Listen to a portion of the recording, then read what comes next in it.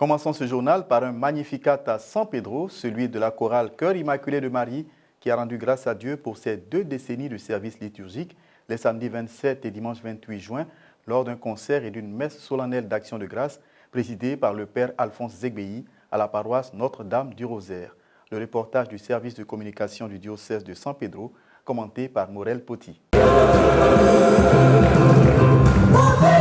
À San Pedro, dans une ambiance de ferveur, de communion fraternelle et d'action de grâce, la chorale Cœur Immaculé de Marie a célébré avec éclat son jubilé de porcelaine, marquant ses 20 ans d'existence à la paroisse Notre-Dame du Rosaire. Les festivités ont débuté le samedi 27 juin par un grand concert de chorale, suivi le dimanche 28 juin par une messe d'action de grâce. Le samedi, le concert de chorale a réuni plusieurs chorales catholiques dans leur diversité et des chorales d'autres confessions religieuses ainsi que la chorale jubilaire Cœur Immaculé de Marie. Des chants variés qui ont permis au peuple de Dieu de vivre la prière par le chant sacré. La messe solennelle d'action de grâce du dimanche 28 a été présidée par le père Alphonse Zegbei, vicaire général du diocèse, et concélébrée par le père Simeon Alou, curé de la paroisse, en présence de nombreux fidèles. Au cours de son homélie, le vicaire général du diocèse de San Pedro, Alphonse Zegbei, a remercié la chorale pour leur courage et persévérance au service du Seigneur. Après les rites de la célébration,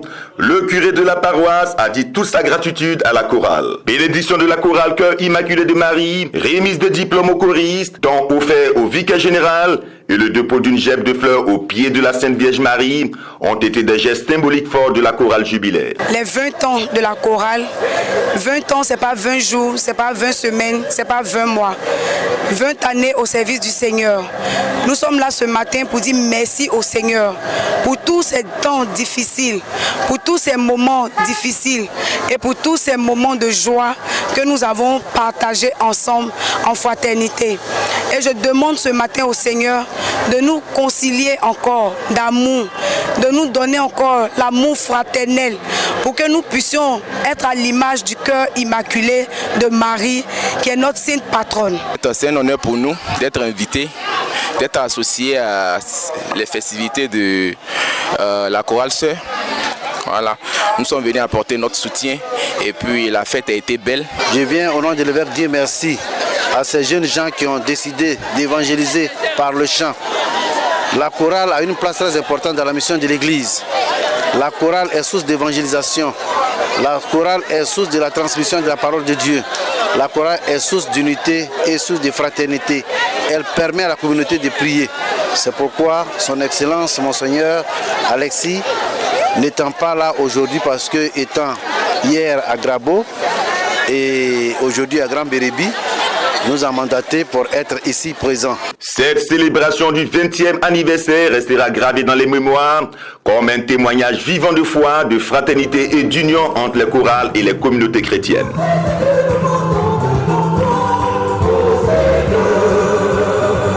Après les chants, place aux assises des femmes catholiques, la joie des uns, la détermination des autres.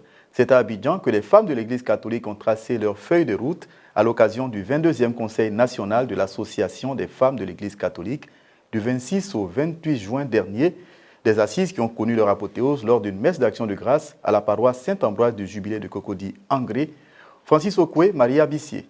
Une messe de clôture du 22e Conseil national de l'Association des femmes de l'Église catholique avec un communiqué final qui réaffirme leur volonté d'autonomisation à travers des activités génératrices de revenus. Par ailleurs, 2 autres projets majeurs présentés. Il s'agit du projet de construction de la maison de la femme catholique destiné à doter l'AFEC d'un cadre permanent de formation, de rencontres et d'activités, ainsi que le projet d'élaboration de la carte nationale de membres AFEC visant à renforcer l'identification des adhérentes, de consolider le sentiment d'appartenance des membres. L'autonomisation de la femme est une problématique actuelle et sociale qui interpelle particulièrement la femme chrétienne catholique.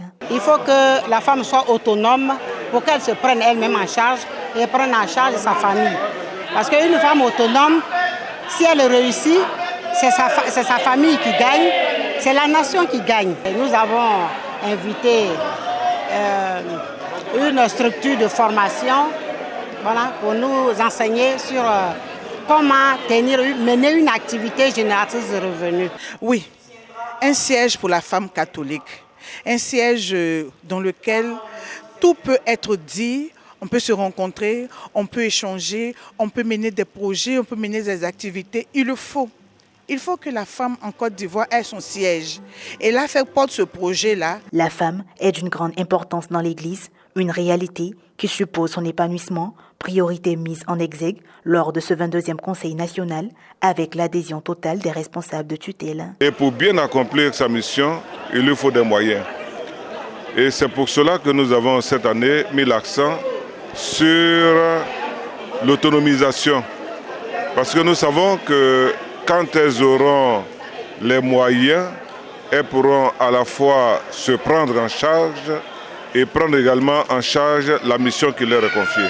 Au cours de cette messe présidée par le père Justin Ouadan à la paroisse Saint-Ambroise de Jubilé à Cocody-Angré le dimanche 28 juin, les femmes ont donné une dimension culturelle à la procession des offrandes animée par la communicatrice Madame Nicole Seri. Par province ecclésiastique, elles ont apporté les denrées agricoles de leur région.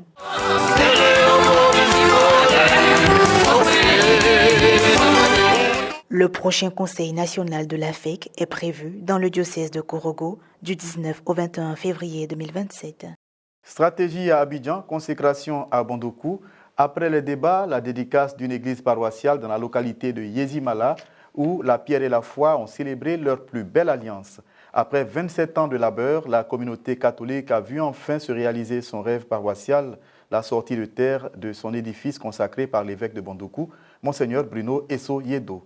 Un reportage du service de communication diocésain de Bondokou, commenté par Guiros Yao. Son Excellence, Monseigneur Bruno Esso Yedo, évêque du diocèse de Bondokou, a procédé à la bénédiction et la dédicace de la paroisse Saint-Charles-Luanga dans la localité de Yezimala le samedi 20 juin 2026. Après des travaux longs de 27 ans, la communauté a pu enfin voir son église paroissiale bâtie. C'est lors d'une messe officiée par l'évêque et marquée par une forte mobilisation des populations, des autorités administratives, coutumières et religieuses que s'est faite la dédicace. Dans un message empreint de gaieté, Monseigneur Yedo a honoré la communauté chrétienne et les personnes de bonne volonté pour leur apport matériel et financier qui a permis la construction de l'édifice. Cette église pour laquelle les fils et filles de Saint-Charles, Luanga de Yezimala, avec les gens de bonne volonté, ont consenti à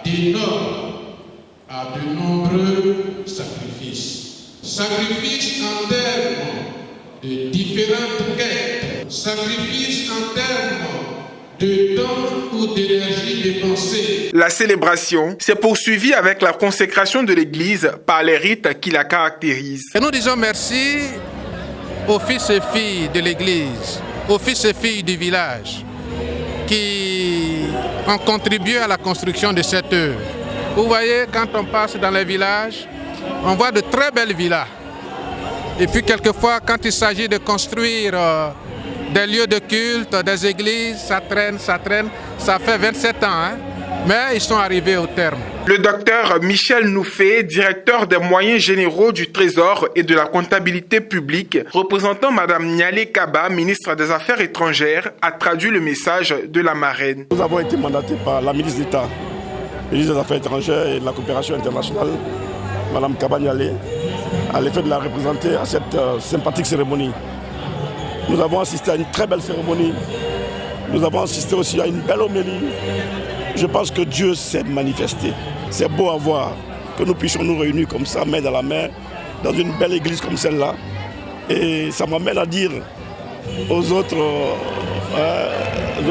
comment on appelle ça, aux autres populations de confession catholique, de prendre l'exemple un peu sur ce qui s'est passé à Yezimala et de se donner la main pour bâtir leur église. 27 ans de travaux, les gens fréquentaient l'église, ils venaient prier, mais ce n'est pas dédicacé, ce n'est pas béni, ce n'est pas rendu à Dieu. Ce qui est à Dieu, il faut le rendre à Dieu. Et c'est ce que nous avons vécu aujourd'hui. Très heureux de voir cette belle célébration de la part de notre Père évêque, avec toute la communauté rassemblée. Les défis, vous avez vu, l'évêque l'a dit, mais moi qui suis sur le terrain, il y a le presbytère. Nous n'avons pas de presbytère, enfin un presbytère en construction. Il a parlé de la clôture, c'est vrai, l'église est exposée avec tout ce qu'on sait aujourd'hui dans le monde.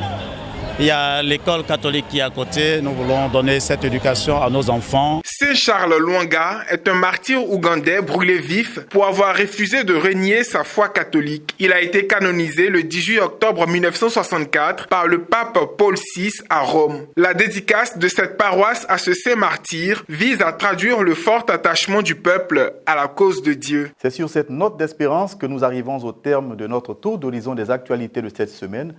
Merci d'avoir été des nôtres. Agréable fin de semaine en compagnie des programmes d'Ecclesia TV.